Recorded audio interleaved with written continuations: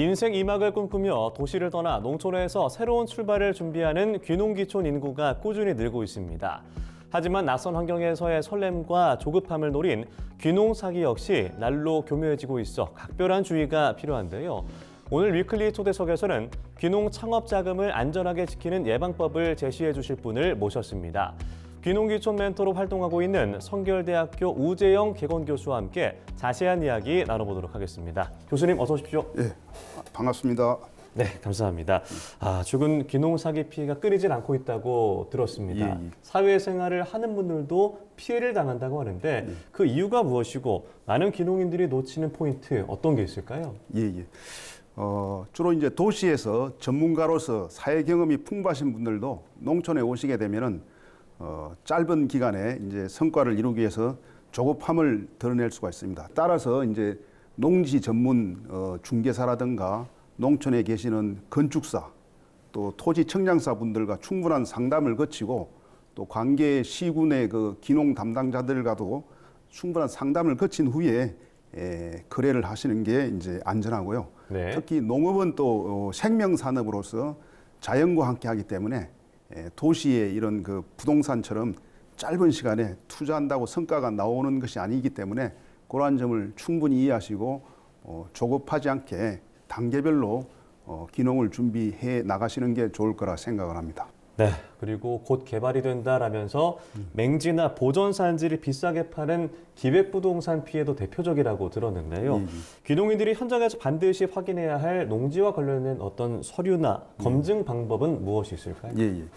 기획부동산은 이제 그 정보가 빈약한 귀농인들에게 소문이라든가 이런 그 과장 광고를 통해서 주로 이제 접근을 하게 되는데요. 귀농인들은 그 소문에 의존하지 마시고 관계 그 기자체의 고시 공고문을 반드시 확인하시고 시군청이나 농업기술센터의 귀농 담당자들과 충분한 상담을 거쳐서 혼자 결정하지 마시고 여러 상담을 거친 후에 결정하시는 것이 안전하고요.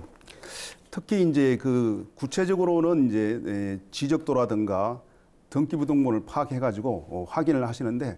현장 방문을 꼭 하셔야 됩니다. 네, 그리고 요즘에 워낙 농업도 첨단화가 되면서 스마트팜이나 시설 농업에 관한 어떤 분양과 관련된 사기가 급증하고 있다고 들었습니다. 정부 지원 사업이나 공공기관 명칭을 도용해서 더 혼란스럽게 만드는 것 같기도 하고요.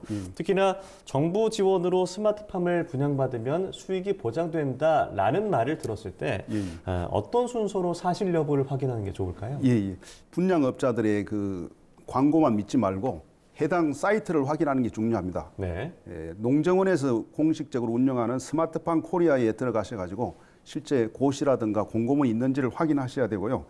그다음에 이제 마지막으로 이 농업은 자연재해라든가 가격 변동이 심한 산업이기 때문에 수익을 보장한다 이런 말은 존재하지 않습니다. 수익은 시장에서 존재하는 것이 정부나 공공기관이 가격을 보증하는 제도는 없기 때문에 처음에 항상 소규모로 시작을 해서 충분한 테스트를 거치 가지고 사업을 확장하는 게 유리하고요. 또 그런 동일 업체와 계약을 맺어서 운영하고 있는 농가를 방문해서 비용이나 수익 구조를 한번 상담을 하셔가지고 소규모로 파일럿 투자를 하는 것을 권해드리고 싶습니다.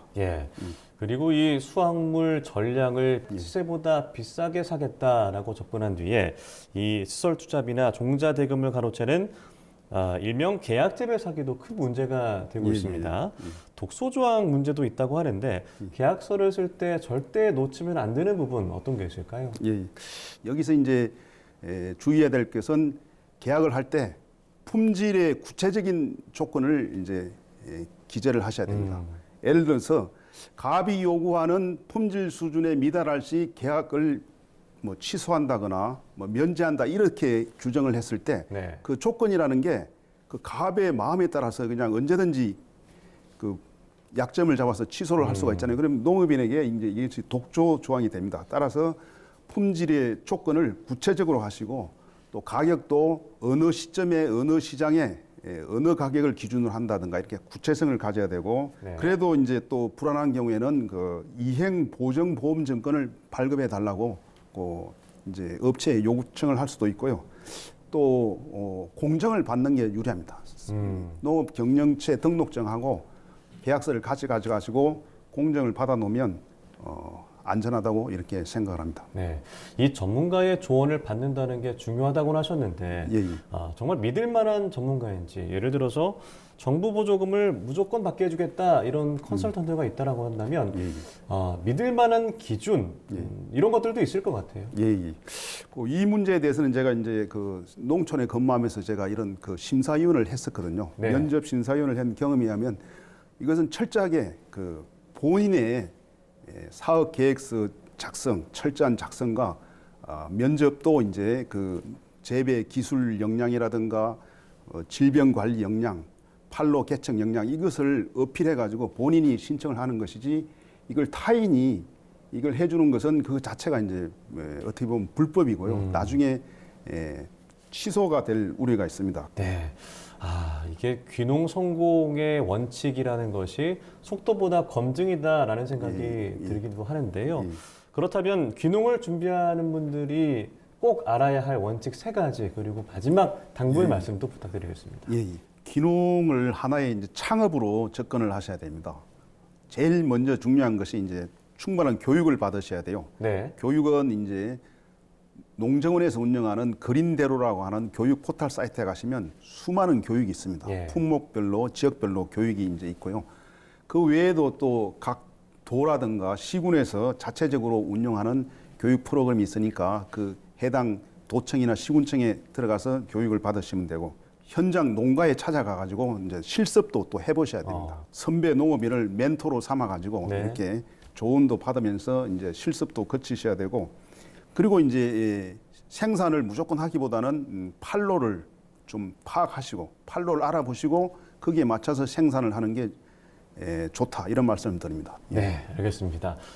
고수익을 보장해준다라는 달콤한 유혹 뒤에는 언제나 덫이 숨어 있다라는 걸 기억을 해야겠습니다.